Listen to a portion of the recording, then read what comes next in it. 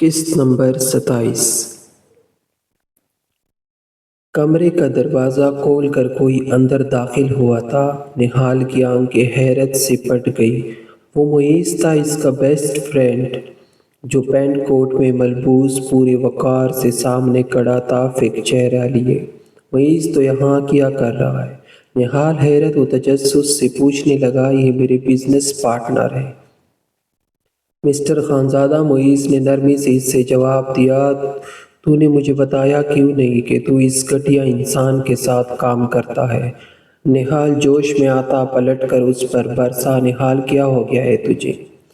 جانتا بھی ہے کس کے سامنے کھڑا ہے؟ معیز نے اس کا دھیان باران خان کی طرف کرایا تھا، جو سرد تاثرات لیے ان دونوں کو دیکھ رہا تھا۔ یہ بڑا ہوگا تم لوگوں کے لیے، اس آفس کے لیے، اس دنیا کے لیے، میرے لیے یہ صرف ایک گھٹیا انسان ہے جس نے میرے اور روشنی کے ساتھ فریب کیا ہے۔ نہال پوری طاقت و جی جان سے دوڑ اٹھا تھا۔ نہال پاگل ہو گیا تھا۔ کیا چل یہاں سے۔ معیز اسے بازو سے پکڑ کر گھسیٹا ہوا روم سے باہر نکل گیا تھا۔ وہ بیڈ پر تکیے میں منہ دیا الٹا لیٹا تھا۔ کمرے میں نیم اندھیرا تھا جب ایک دم سے پورا کمرہ روشنی میں نہال گیا۔ نہال، تم سے کوئی ملنے آیا ہے؟ کمرے میں اظہر کی آواز گونجی تھی۔ اس نے چہرہ اٹھائے اظہر کو دیکھا۔ کون؟ وہ تکے ہوئے لہجے میں پوچھنے لگا۔ باران خان۔ اظہر نے الجھن زدہ لہجے میں جواب دیا تھا۔ کمرے میں بھیج دے۔ نہال نے لاپرواہی سے جواب دیا اور سیدھا ہو کے بیٹھ گیا۔ کچھ لمحوں بعد اس کے کمرے کا دروازہ کھلا اور باران پر اعتمادی سے چلتا ہوا اندر داخل ہوا۔ باران بیڈ سے تھوڑا فاصلے پر کھڑا نرمی سے پوچھ کر لب بنچ گیا تھا۔ ٹھیک بیٹھو۔ نہال نے مروت میں سامنے رکھی کرسی کی جانب اشارہ کیا تو باران اس کرسی کو بیڈ کے قریب کرتا اس بار بیٹھ گیا۔ نہال، تم جو میرے بارے میں سوچ رہے ہو ایسا کچھ نہیں، میں نے ایسا کچھ نہیں کیا۔ جس دن روشنی کی اصلیت مجھے پتہ چلی تھی اس دن ہی میں نے اسے دل سے نکال دیا تھا۔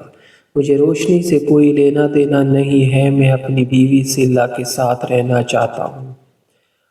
اب نہال نے بہت دھیمے لہجے میں بات شروع کی، حالانکہ وہ عادی نہیں تھا ایسے نرم لہجے میں بات کرنے کا، مگر نہال کی حالت پر اسے ترس آ رہا تھا۔ گہرے سیاہ حلقوں والی آنکھیں اور شب بیزاری کا ثبوت دیتی آنکھوں میں پہلی سرخی اس کے حال کو چیخ چیخ کر بیان کر رہی تھی۔ میں کیسے تم پر یقین کر لوں؟ نہال نے شکوہ کن نظروں سے اس کی جانب دیکھ کر پوچھا۔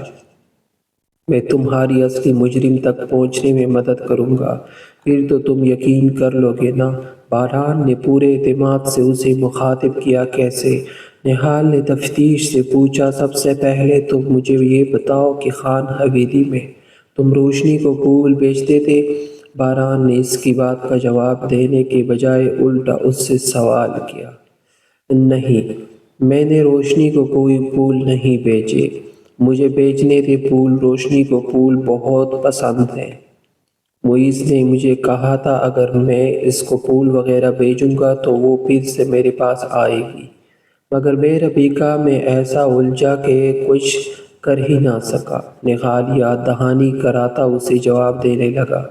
تم روشنی سے اتنی محبت کرتے تھے، پھر تم نے ربیکہ سے شادی کیوں کی؟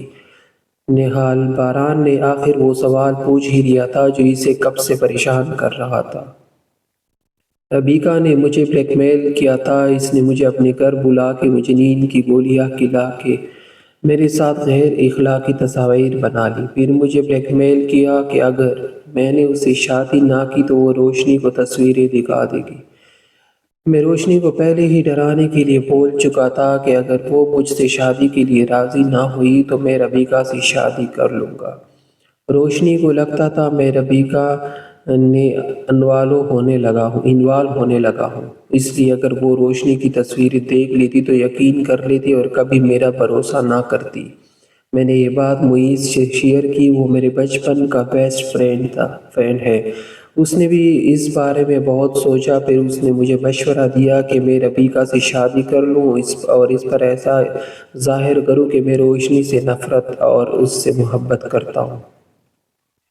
پھر جب وہ میری باتوں میں آ جائے تو میں وہ تصاویر ڈیلیٹ کر کے اس کو چھوڑ دوں۔ ایسے اس کو اس کے کیے کی سزا مل جائے گی، مگر مجھے نہیں پتا تھا کہ یہ سب مجھ پر الٹ پڑ جائے گا۔ نہال افسوس سے اسے بتا رہا تھا جبکہ باران گردن جھکائے سنجیدگی سے اس کی بات سن رہا تھا۔ نہال، تم نے روشنی کو پھول نہیں بھیجے اور روشنی کو لگ رہا تھا اس کو پھول میں بھیج رہا ہوں کہ اس کی زندگی میں صرف 2 ہی لڑکے تھے، لیکن ہم دونوں کے علاوہ بھی کوئی چھپا چہرہ ہے جو یہ سب کر رہا ہے۔ اس نے ہی ربیکا کو تمہارے پاس بھیجا ہوگا۔ ہم کل اپارٹمنٹ چلتے ہیں، ہو سکتا ہے وہاں ربیکا کے سامان سے ہمیں کچھ مل جائے جس سے ہم مجرم تک پہنچ جائیں۔ باران نے کچھ سوچتے ہوئے نہال کو کہا تو نہال نے اس بات میں سر ہلا دیا۔ وہ جب سے واپس کراچی آئی تھی مسلسل روئی جا رہی تھی۔ ہاشم اور سراج بانو اس وجہ سے کافی پریشان تھے جس وجہ سے روشنی اور سلا کو انہیں حیدر کے بارے میں بتانا پڑا، اور یہ بھی کہ حیدر آیات سے شادی نہیں کرنا چاہتا۔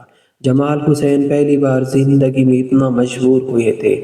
انہوں نے آیات کو دنیا کی ہر چیز دی تھی، مگر افسوس وہ اس کو اس کا من پسند شخص نہیں دے سکتے تھے، کیونکہ حیدر خود آیات سے شادی نہیں کرنا چاہتا تھا، اور ایسے میں جمال یا کوئی بھی اسے زبردستی شادی کے لیے مجبور نہیں کر سکتا تھا۔ وہ سب رات کا کھانا کھا رہے تھے جب ملازم نے مومنہ نامی لڑکی کے آنے کی اطلاع دی۔ وہ تینوں بہنیں مومنہ کے آنے کا سن کر کچھ حیران اور کچھ پریشان رہ گئی، پھر اٹھ کر ڈرائنگ روم میں چلی گئی اور ملازم کو مومنہ کو اندر بلانے کا حکم دیا۔ کچھ دیر بعد مومنہ ڈرائنگ روم میں آئی تو آیات نے بے چینی سے پہلو بدلا۔ میں جانتی ہوں آیات، تم حیدر کو پسند کرتی ہو، میں بھی کسی اور کو پسند کرتی ہوں، اور میں یہ بھی جانتی ہوں کہ حیدر مجھے پسند نہیں کرتا۔ آج جب اس نے مجھ سے شادی کے لیے حامی بھر لی تو میں شاکڈ رہ گئی، کیونکہ مجھے لگا تھا یہ بات سن کر وہ حویلی سر پر اٹھا لے گا، لیکن بعد میں مجھے اندازہ ہو گیا کہ اس نے ایسا کیوں کیا۔ میں تمہارے لیے ایک بہت زبردست آئیڈیا لائی ہوں، ایسے تم بھی اپنی محبت کو پا سکتی ہو، اور میں بھی۔ مومنہ صوفے پر بیٹی آیات کی جانب متوجہ ہوئی تھی۔ کیسا آئیڈیا؟ آیات نے تجسس سے پوچھا تھا۔ تم گن پوائنٹ پر حیدر سے نکاح کر لو، اس میں تمہاری مدد کروں گی۔ مومنہ نے کندھے اچکا کے بڑے آرام سے اسے جواب دیا تھا۔ تمہیں لگتا ہے وہ اتنا شریف ہے کہ میں اس پر گن تانوں گی تو وہ مجھ سے نکاح کر لے گا؟ آیات نے تفتیش سے پوچھا۔ گن ہم حیدر پر نہیں سلا پر رکھیں گے۔ سب جانتے ہیں کہ حیدر کی کمزوری کیا ہے۔ اب تم سلا سے پوچھ لو، اگر یہ تمہاری مدد کرنے کو تیار ہے اور تھوڑا سا ناٹک کر لیتی ہیں تو تمہیں حیدر مل جائے گا۔ ایک بار نکاح ہو جائے پھر تم میں دلچسپی وہ خود ہی لے لے گا۔ تم بھی سلا جیسی تو دکھتی ہو۔ مومنہ نے انہیں اپنے خیالات سے آگاہ کیا تھا۔ مومنہ کی بات سن کر آیات نے سوالیہ نظروں سے سلا کی جانب دیکھا، جس پر سلا نے اس بات میں سر ہلا دیا۔ ٹھیک ہے، ہم راضی ہیں، آیات نے پختگی سے کہتے مومنہ کی جانب دیکھا۔ آیات، یہ کوئی جذبات میں لینے کا فیصلہ نہیں ہے، یہ مناسب نہیں ہے، ٹھنڈی دماغ سے سوچو اور کم از کم بابا سے تو مشورہ لو۔ روشنی نے بڑی بہن ہونے کے ناطے احتجاج بلند کیا تھا۔ وہ اپنی چھوٹی بہن کو اتنا غیر مناسب قدم اٹھانے نہیں دے سکتی تھی۔ بالکل ٹھیک کہہ رہی ہے روشنی۔ آیات، تم ایسا کچھ نہیں کرو گی۔ کمرے کے دروازے پر جمال حسین کھڑے ان کی باتیں سن رہے تھے۔ اب کمرے میں آ کے سختی سے بولنے لگے۔ آیات کی آنکھیں پل میں آنسوؤں سے بھر گئی۔ وہ اٹھ کر ان کے سامنے کھڑی ہوئی۔ اس کی آنکھوں میں ڈھیر ساری منت سمائی تھی۔ اس کے آنسو دیکھ کر جمال تڑپ سے گئے تھے۔ بابا، میں اس کو کسی اور کا ہوتا ہوا نہیں دیکھ سکتی، میں مر جاؤں گی۔ بابا، میں نے اس کو بہت چاہا ہے، پلیز کسی طرح سے اس کو میرا ہونے دے۔ آیات نے ان کے سامنے ہاتھ جوڑ دیے تھے۔ آیات، تم سمجھنے کی کوشش کرو، رشتے زبردستی نہیں بنائے جاتے، یہ دل سے بنتے ہیں۔ اگر تم زبردستی اس سے شادی کر بھی لو گی تو وہ ساری زندگی تم سے نفرت کرے گا۔ جمال نے اسے سمجھاتے ہوئے اس کے سر پر نرمی سے ہاتھ پھیرا تھا۔ بابا میں اس کے ساتھ تو رہوں گی نہ، وہ بھلے مجھ سے جتنی بھی نفرت کرے گا مگر میری آنکھوں کے سامنے تو رہے گا۔ پلیز بابا، آیات کی آنکھیں التجا کر رہی تھی۔ ٹھیک ہے بیٹا۔ جمال اپنی بیٹی کے آگے مجبور ہو گئے تھے۔ جمال کی بات سن کر آیات آگے بڑھ کر نم آنکھوں سے ان کے گلے لگ گئی۔ وہ حویلی سے نکل کر تھوڑی چہل قدمی کے لیے سڑک پر ہی آیا تھا جب ایک بڑی سی گاڑی اس کے برابر میں رکی اور پھر اسے گاڑی میں کھینچ لیا گیا۔ کچھ گھنٹوں بعد اس کی آنکھیں کھلی تو وہ گپ اندھیرے میں کرسی کے ساتھ باندھا ہوا تھا۔ کون ہے؟ مجھے یہاں کیوں لائے ہو؟ اس نے باہر سے آتی روشنی کو دیکھ کر آواز لگائی تو کسی کے قدموں کی آہٹ سنائی دی۔ اگلے پر دروازہ کھول کر سلا اندر داخل ہوئی۔ سلا، تم یہاں کیا کر رہی ہو؟ حیدر حیرانگی سے آنکھیں پھیلائے سلا کو دیکھ رہا تھا۔ میں نے تمہیں یہاں بلایا ہے حیدر، سلا سنجیدہ لہجے میں کہتے اس کے قریب آ کے کھڑی ہو گئی تھی۔ حیدر تشویش سے اسے دیکھنے لگا۔ حیدر، تم کیوں میری بڑی بہن کے ساتھ ایسا کر رہے ہو؟ کیوں اسے تڑپا رہے ہو؟ میری وجہ سے اس پر کیوں زیادتی کر رہے ہو؟ سلا تعصب سے اسے دیکھ کر استفسار کرنے لگی۔ میں جب بھی اسے دیکھوں گا مجھے تمہاری یاد آئے گی۔ مجھے تم نہیں ملے تو مجھے آیات بھی نہیں چاہیے، حیدر نے اکڑ لہجے میں جواب دیا تھا۔ حیدر، تمہیں میری بہن سے ابھی نکاح کرنا پڑے گا۔ اگر تم نے ایسا نہیں کیا تو میں اس وقت خود کو مار لوں گی، سلا نے سرد لہجے میں کہتے اپنا ہاتھ اوپر کی جانب اٹھایا جس میں گن تھی۔ اگلے پل اس نے وہ گن اپنی کمری پر رکھ لی تھی۔ سلا، تم پاگل ہو گئی ہو، یہ کیا فضول حرکت ہے؟ اس کا پاگل پن دیکھ کر حیات متفکر ہوتا کہنے لگا۔ وہ رسیوں سے باندھا ہوا تھا، پھر بھی وہ خود کو چھڑانے کی کوشش کرنے لگا تاکہ سلا کو اس بے وقوفی سے روک دے۔ حیدر، مجھے کچھ نہیں سننا، میں اپنی بہن کو تڑپتا ہوا نہیں دیکھ سکتی۔ اس سے اچھا ہے میں خود کو ہی مار لوں گی۔ میں 3 تک گنوں گی، اگر تم نہیں مانے تو خدا حافظ، سلا نے اسے دھمکی دینے کے بعد آنکھیں موند لی تھی۔ سلا، ہم بیٹھ کر آرام سے بات کریں گے، تمہیں یہ بچنا کرنے کی ضرورت نہیں ہے۔ حیدر کرسی پر بیٹھا مچلنے لگا تاکہ کس طرح رسی کھل جائے۔ ایک سلا نے گننی شروع کر دی تھی۔ حیدر نے گھبراتے ہوئے کرسی پر زور مارا تو ایک دم سے رسی ٹوٹ گئی۔ رسی پرانی اور بوسیدہ تھی اس لیے آرام سے ٹوٹ گئی۔ سلا آنکھیں بند کی ہوئی تھی، اسے پتا تھا کہ حیدر رسی کھول چکا ہے۔ اس نے لہجے کو مضبوط رکھتے کہا تھا، ابھی وہ آگے 3 بولتی۔ جب حیدر نے آگے بڑھ کر اس کے سر پر سے گن ہٹا کے اس کے ہاتھ سے چھیننے کی کوشش کی۔ سلا گن حیدر کو دینے کے لیے تیار نہیں تھی اور اس کی نلکی کا رخ سلا کے پیٹ کی جانب تھا۔ تبھی گن حیدر سے بچاتے ہوئے سلا کی انگلی ٹریگر پر دبتی چلی گئی اور کئی گولی اس کے پیٹ اور ٹانگوں کی آر پار ہو گئی۔ پورے گھر میں فائر کی آواز گونجی تھی۔ یہ منظر دیکھ کر حیدر بد کا ہو گیا تھا۔ سلا کا خون بری طرح سے بہہ رہا تھا۔ گولی کی آواز سن کر باہر بیٹھی مومنہ آیات اور روشنی بھاگی آئی تھی۔ سبھی سلا کی یہ حالت دیکھ کر پتھر کی ہو گئی تھی، جبکہ حیدر نے اپنا اعصاب مضبوط رکھتے ہوئے سلا کو باہنوں میں بھرا اور باہر کی طرف بھاگا۔ کاش میں اس کی بات مان لیتا تو یہ سب نہ ہوتا۔ وہ ہاسپٹل کے کوریڈور میں بیٹھا خود کو کوس رہا تھا۔ دوسری طرف دور کھڑی آیات سلا کی اس حالت کا ذمہ دار خود کو ٹھہرا رہی تھی، جبکہ مومنہ بھی اپنے آپ کو اس کا قصوروار سمجھ رہی تھی۔ ان لوگوں کی ضد کی وجہ سے اس معصوم کی جان خطرے میں تھی۔ حویلی میں بھی سلا کی حالت کی خبر کر دی تھی۔ وہ سب حیدرآباد میں تھے۔ مومنہ نے حیدر کو کنپٹ کروا کے یہی کے گھر میں رکھا تھا۔ باران کراچی میں تھا اور یہ وہی جانتا تھا کہ کراچی سے حیدرآباد جانا آج اس کے لیے کتنا مشکل ہو گیا تھا۔ سلا کی حالت کا سن کر اس میں گاڑی چلانے کی سخت باقی نہ رہی تھی، اس لیے ڈرائیور ہی اسے حیدرآباد چھوڑنے جا رہا تھا۔ کچھ گھنٹوں بعد وہ حیدرآباد کے ہاسپٹل پہنچا تو ڈاکٹر آپریشن تھیٹر سے نکل رہے تھے۔ وہ پاگلوں سی حالت میں ڈاکٹر کی طرف لپکا۔ ڈاکٹر، کیسی ہے میری وائف؟ وہ لمبا چوڑا مرد اس وقت پوری طرح پسینے میں نہایا ہوا تھا۔ ہم نے ان کا آپریشن کر دیا، ان کی جان تو بچ گئی، لیکن ڈاکٹر بولتے بولتے ذرا سے رکے تھے۔ لیکن کیا ڈاکٹر بارہان کو لگا تھا جیسے اس کا دل دھڑکنا چھوڑ دے گا، وہ شاید زندگی بھر اپنے پیروں پر چل نہ سکے۔ لیکن اگر کوشش اور دعا کی جائے تو ممکن ہے کہ کبھی نہ کبھی ان کے پیروں میں پھر سے جان پڑ جائے۔ اور یہ خبر سن کر بارہان کا دل واقعی ایک پل کے لیے رک گیا تھا، جبکہ بینچ پر بیٹھے حیدر کی ٹانگیں ساخت ہو گئی تھی۔ اس میں اتنی بھی ہمت نہیں تھی کہ وہ کھڑا ہو کے اپنے بھائی کے کندھے پر ہاتھ رکھ کر اسے تسلی کے دو بول دے۔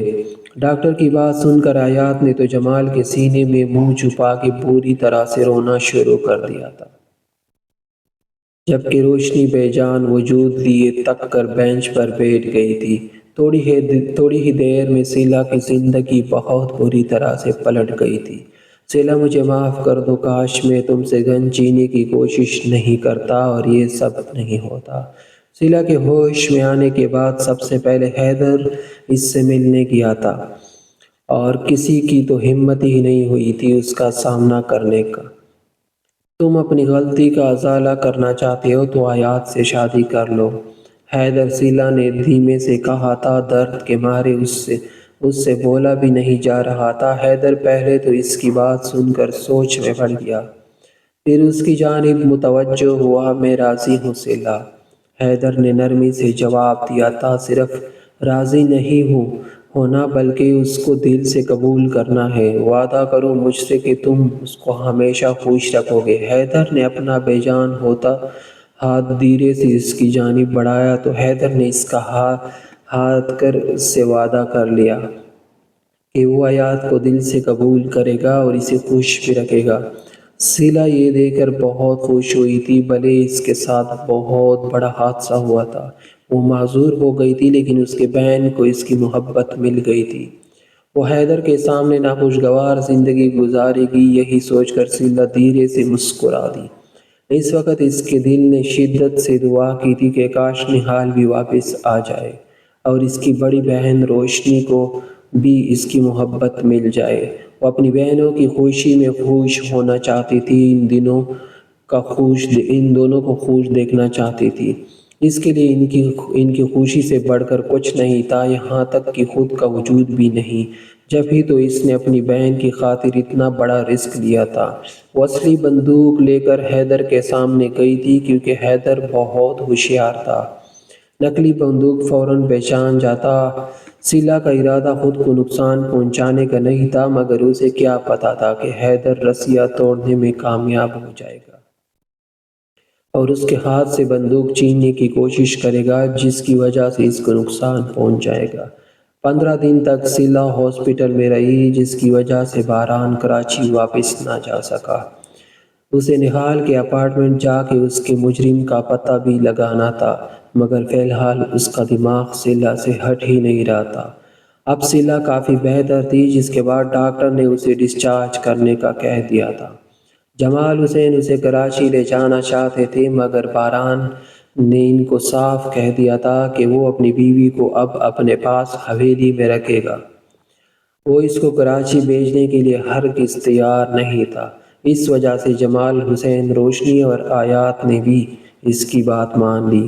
بارہان سیلا کے روم میں اسے لینے چلا گیا تھا۔ سب باہر کھڑے انتظار کر رہے تھے کہ شاید وہ وہیل چیئر سے گاڑی تک پہنچائی جائے، لیکن جیسے ہی کمرے کا دروازہ کھلا تو سب کی نظر سامنے کے منظر پر اٹک گئی۔